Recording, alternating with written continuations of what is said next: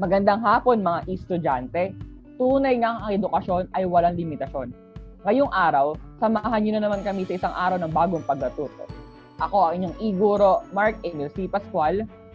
Tama, at ako naman ang inyong E-guro, Orbista. At ngayong hapon ay sabay naming ituturo sa inyo ang isa sa mga paboritong aralin sa math subject ng iilan nating senior high student, ang operations on and compositions of fractions. Makitama na rito sa The Al and Marc Aral Session. Tama! Tama! Kaya naman kung alam mo, halika, ituro mo. Ituro mo.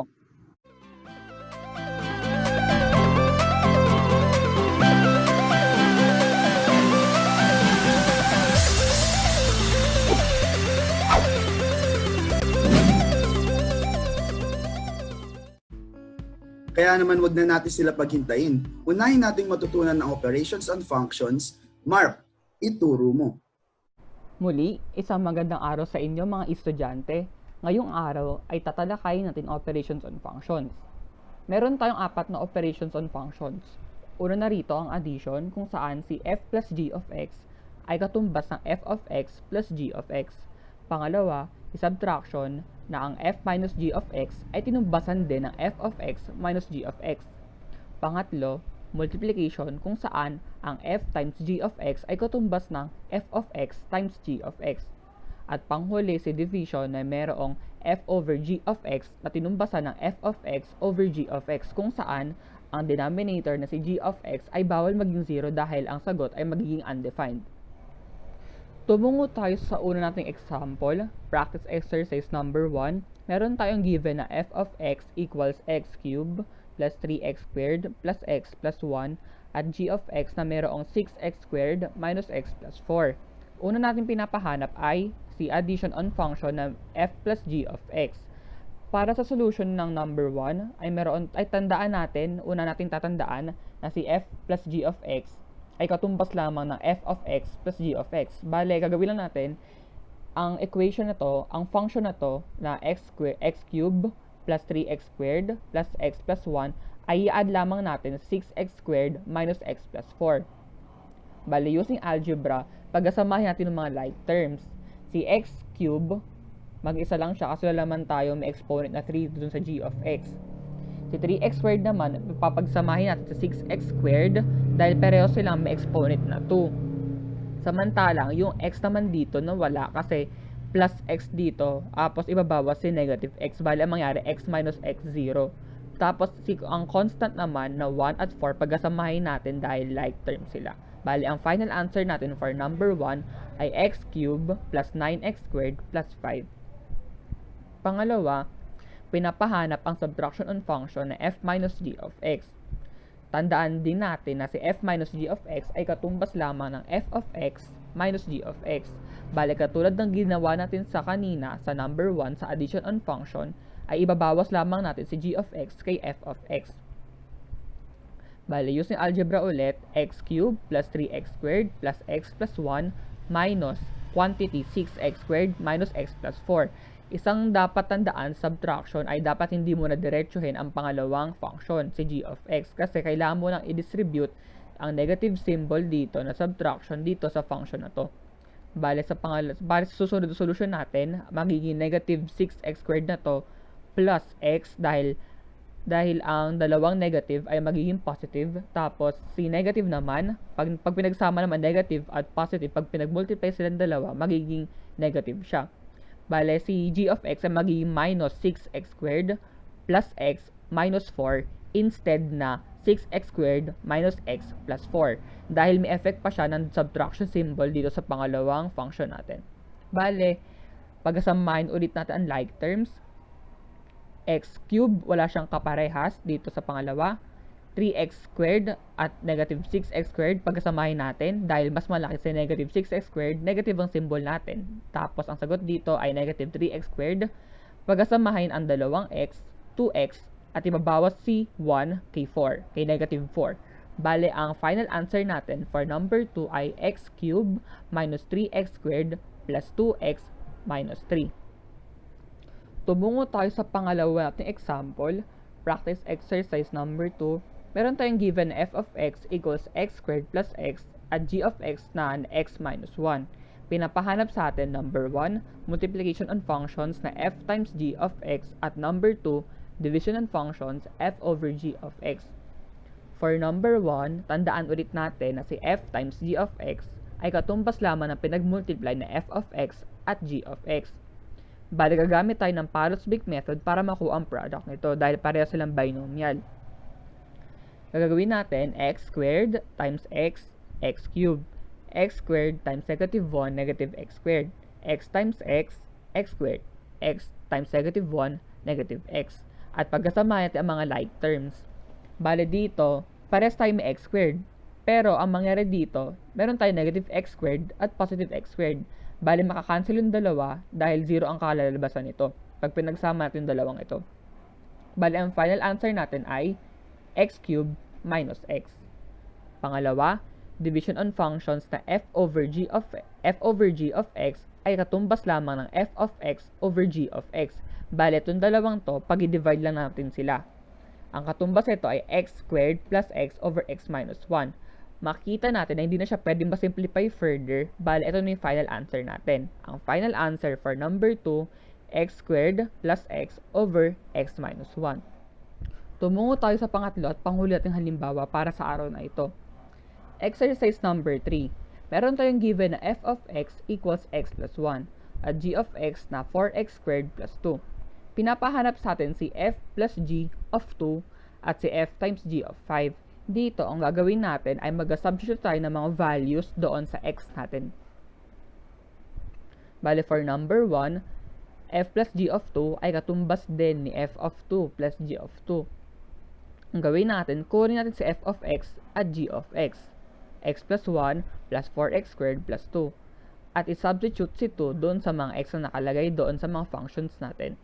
Bale, magiging 2 plus 1 plus 4 times 2 squared plus 2. Bale, ang mangyari dito, pagkasamahin si 2 at 1, 3. Tapos si 2 squared, equivalent niya ay 4. At maging equivalent niya, 3 plus 16 plus 2. Si 16 ay nanggaling sa 4 times 4. Ang final answer natin para sa halimbawang ito ay 21. Dahil 3 plus 16 is equal to 19 plus 2, 21. May isa pang paraan para makuha ang 21. F plus g of x equals f of x plus g of x. Kunin natin si x plus 1 plus 4x squared plus 2. Ang magiging sagot natin dito ay 4x squared plus x plus 3. At saka natin siya lalagyan ng 2. Bale, magiging 4 times 2 squared plus 2 plus 3. Bale, 2 squared ay 4. 4 times 4 ay 16 plus 2 plus 3. Bale, ang magiging sagot natin dito ay dapat ding 21 dahil 16 plus 2, 18 plus 3, 21. Para sa number 2 natin na f times g of 5, ang f times g of 5 ay katumbas din ng f of 5 times g of 5. Bale, kunin natin si x plus 1 times 4x squared plus 2. I-substitute natin dito 5 plus 1 times 4 times 5 squared plus 2. 5 plus 1 ay katumbas niya ay 6. Si 5 squared naman, katumbas niya ay 25. Si 100 ay nanggaling sa 25 times 4. Bali, ang mangyari dito, 6 times 102. Ang katumbas natin sa final answer ay 612. May isa pang paraan para makuha ang 612. Kunin natin si f times g of x, nakatumbas ay f times x times g of x. Instead na mag-substitute tayo agad ng values katulad ng ginawa natin sa pangalawang method sa addition on functions. Bale, ang mangyari dito, x plus 1 times 4x squared plus 2, Parrots-Big method, x times 4x squared, 4x cubed, x times 2, 2x, 1 times 4x squared, 4x squared, 1 times 2, 2. Tapos, ang gagawin natin dito, isa-substitute natin ngayon si 5 dun sa mga x na nakalagay dun sa nakuha nating sagot dito. Bale, magiging 4 times 5 cube plus 4 times 5 squared plus 2 times 5 plus 2. Bale, magiging 4 times 125. 125 nang galing dahil si 5 raised to 3 ay 125. Si 25 naman ay nanggaling dahil si 5 squared ay 25. Bale, si 4 times 125 ay 500, 4 times 25 ay 100, 2 times 5 ay 10, at 2. Bale, pag pinagsama natin lahat ito, magiging sagot din ay 612. Bale, tandaan natin na kahit anong method ang gamitin natin, dapat maka-arrive pa rin tayo doon sa same answer. At dito nagtatapos ang aking discussion sa operations on functions. Sana marami kayong natutunan. Muli, ako si Marc C. Pascual, ang iyong e-guro para sa discussion ito at tagasabi na ang edukasyon ay walang limitasyon. Kaya kung alam mo, halika na, ituro mo. Bye-bye! Wow, ang linaw. Siguradong na-recall na nila yung lesson na to. Salamat, Mark. Ang dali nga naman ito. Sana all. Thank you, Al. O ikaw naman. Sigurado interesting ang next topic natin dahil composition of functions naman ang pag-uusapan. Al, sige na, ituro mo.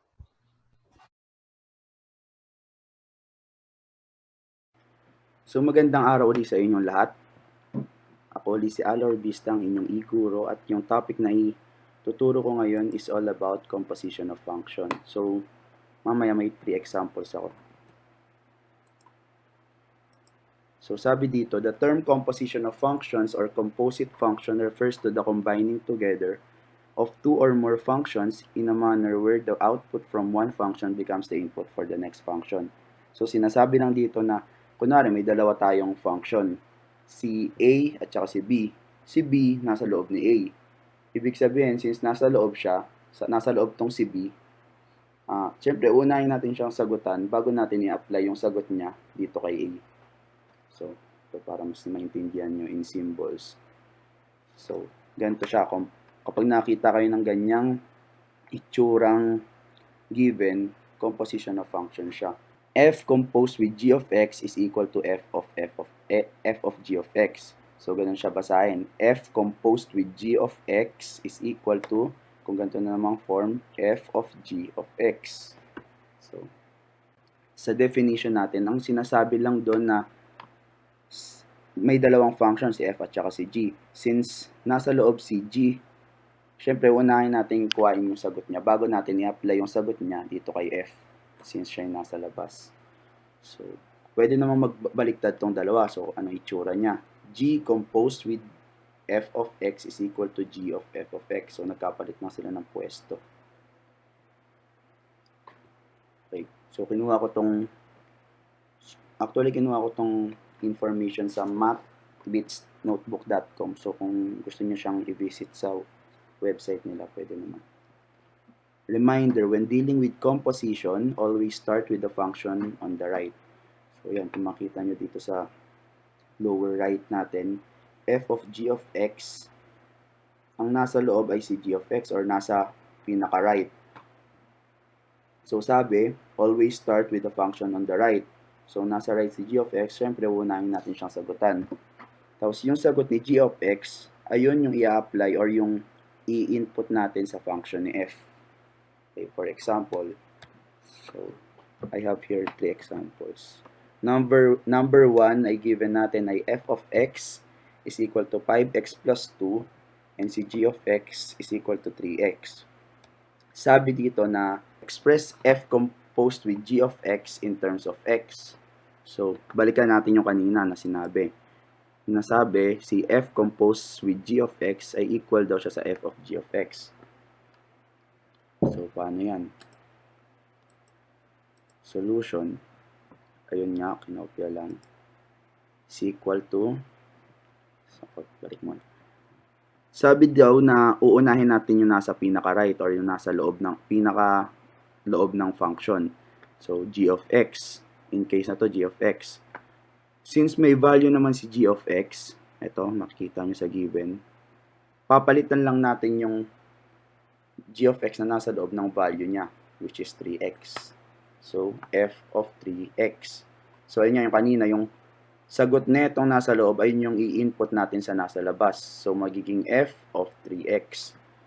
So, dyan naman, since nandyan na tayo sa loob na function ni f, ang gagawin naman natin na sunod ay yung value na nasa loob ay ipapalit natin sa mga x sa function ni f of x. So, in case naman dito, 5x plus 2, yung x sa 5x plus 2 ay magiging 3x. So, ayan. 5 times 3x, pinalitan lang si x ng value na nasa loob ng function, plus 2. So, to simplify, multiply these two terms. So, 5 times 3x is equal to 15x plus copy lang to since wala naman siyang wala namang similar terms. So, 15x plus 2. So, ayun na yung sagot natin. Number 2 naman ay yung given natin ay f of x is equal to 6x squared plus 2x plus 10. And si g of x naman natin ay 5x plus 2. So, express the decompose with f of x in terms of x. So, kanina f yung nauna, ngayon si g naman. Parang ganun lang din sa last slide. So, kung ganyan, g compose of f of x is equal to g of f of x. So, ganyan naman. Baliktad naman ngayon. Uunahin natin si f of x. Since may value naman si f of x, which is equal to 6x squared plus 2x plus 10, ipapalit lang natin tong value na to dito sa loob ng function. So, g of 6x squared plus 2x plus 10, since siya yung equivalent ni f of x. So, ang next naman nating isosolve is yung function ni g.